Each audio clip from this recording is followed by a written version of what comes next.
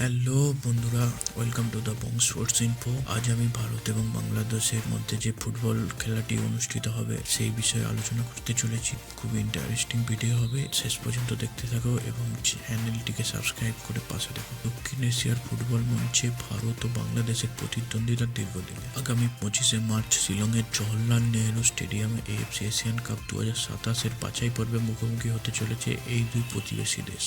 ভারতীয় ফুটবল দল, যিনি ব্লু টাইগার্স নামে পরিচিত, এই ম্যাচে তাদের প্রধান কোচ মনোলো মার্কোয়েজের অধীনে প্রথম জয়ের স্বাদ পাওয়ার পর আত্মবিশ্বাসে ভরপুর। গত মঙ্গলবার মালদ্বীপের বিরুদ্ধে 3-0 গোলে জয়ের মাধ্যমে মার্কোয়েজ তার প্রথম সাফল্য অর্জন করেছেন।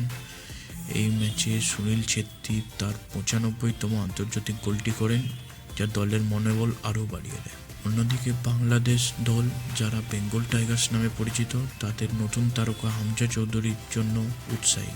শেফিল্ড ইউনাইটেডের এই মিডফিল্ডার প্রথমবার বাংলাদেশের জার্সিতে মাঠে নামবেন।